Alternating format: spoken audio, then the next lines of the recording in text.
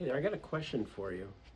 So if you need to have a scan done to do a print or do something like a book or something for a flyer or a brochure and put it onto a stretch canvas or maybe put it on a cup or a t-shirt, where do you go to have that file made?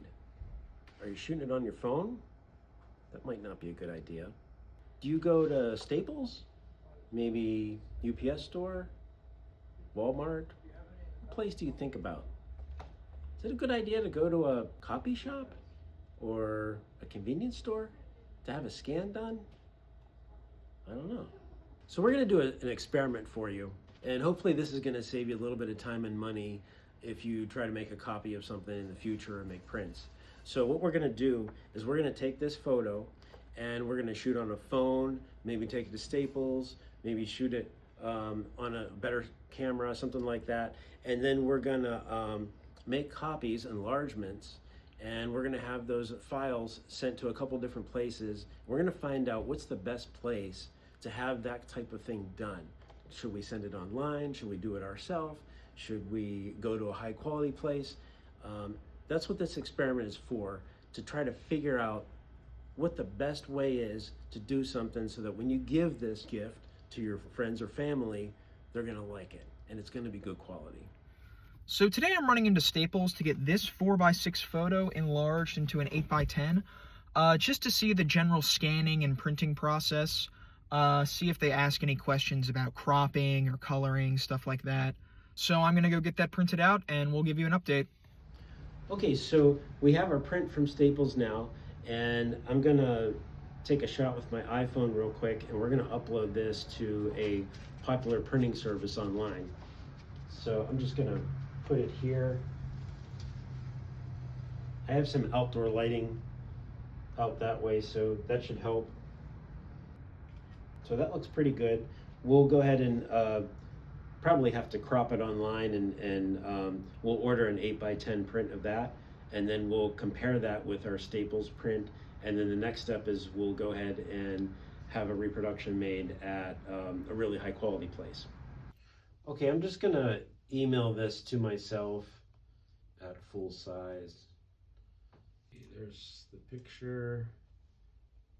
So I'm not doing any formatting or anything. I'm just gonna send it the way it is, and we'll upload it and we'll see what kind of adjustments I can do on the website. Let's see here. There we go. So we'll just drag and drop that on there. There we go.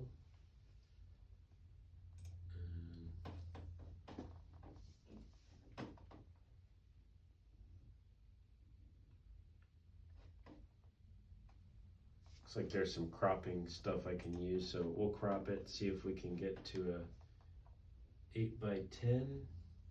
Looks like they're giving us some aspect ratios here, which is kind of crazy because most people don't even understand what aspect ratios are.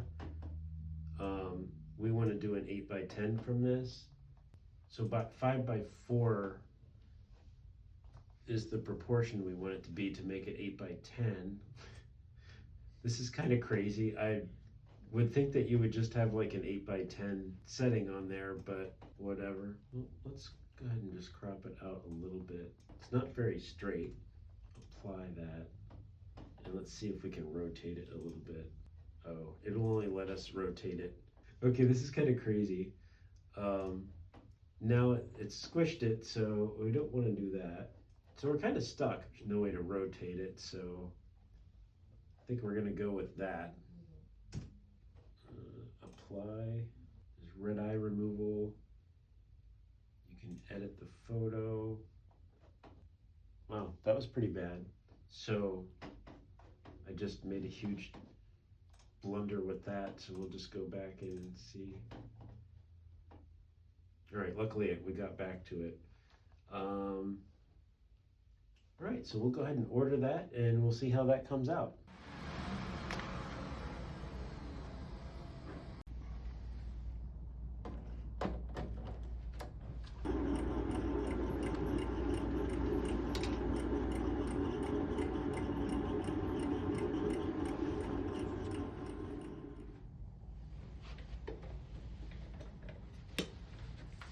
I made adjustments to the curves to get those numbers as close to those numbers as I could.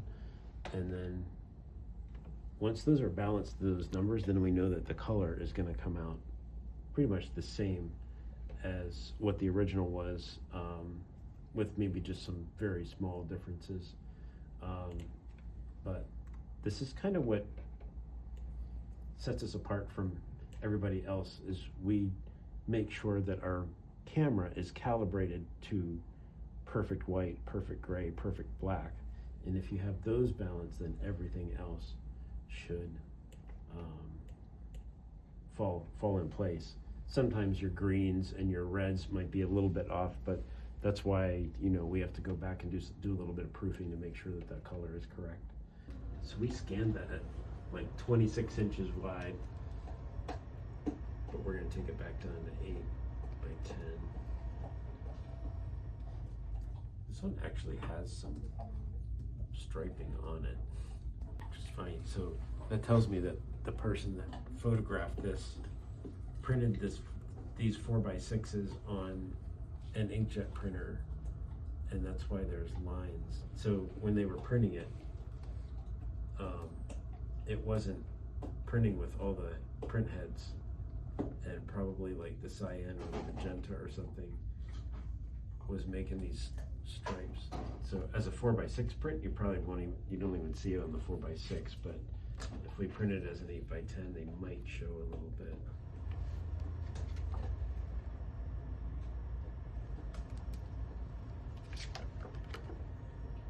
Oh, it's pretty close, at least on the screen. So we'll print a proof and see what it looks like. Okay, so here we are on our big reveal day. Just to recap what our experiment was, we wanted to take this 4x6 photo and enlarge it to an 8x10 so it can fit into a standard 8x10 frame. Basically, we're showing you a couple different ways that you can get photos reproduced so you don't waste your money on bad prints. So the first place we went to was Staples, and to be honest, they said they can do enlargements, but they said they're not really the kind of place that does photo enlargements. It's more for copies and stuff. They only print on copy paper and cardstock and stuff like that, not really on photographic paper. So the print really speaks for itself. You can see the quality's not very good. There's like some striping on it from the printer, and it's kind of greenish, and the color's a little dark. Also, the size is 7 by 10 and 5/8, so that's not even going to fit into the frame that we want to fit into. The price was $1.29 for the copy, but I would just strongly advise against going to any sort of copy shop like Kinko's or Office Depot or someplace like that. Some of them have photo services on their website, but they're just going to outsource that to some other place, another printer, and then charge you a fee for using their website for that. So next up, we ordered a print from Shutterfly, and we took that photo on the iPhone, and we needed to make an account, upload the file, straighten everything, and crop the image. The website didn't give us any advice on color, so we were kind of flying blind on that. So we weren't sure how the image was going to turn out. It took us about a week to get our print, and here it is. The enlargement came out to the 8x10 size, which is good. But other than that, the skin tone was red, and it's really dark. A lot of our details in the photo ended up looking kind of muddy. For $12.25, the print was pretty bad. This shows you that using an online print service is going to be hit or miss on the color, probably mostly a miss. Now, the last thing we did was we made the enlargement at my company, Archival Arts. We're an art reproduction service located in Baltimore, Maryland, and the reason artists come to us is because we specialize in matching the color of the prints to your original. So you can see from this print that we got exactly what we were looking for. A print that fits into an 8x10 frame and has the same color as the original.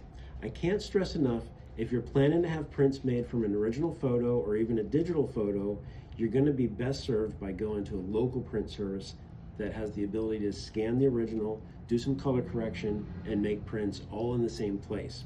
Our price was $17.77, but that includes all those services, the scanning, color correction, and the print. If you want to learn more tips and tricks about digital printing, follow us at the link below, and we'll see you soon.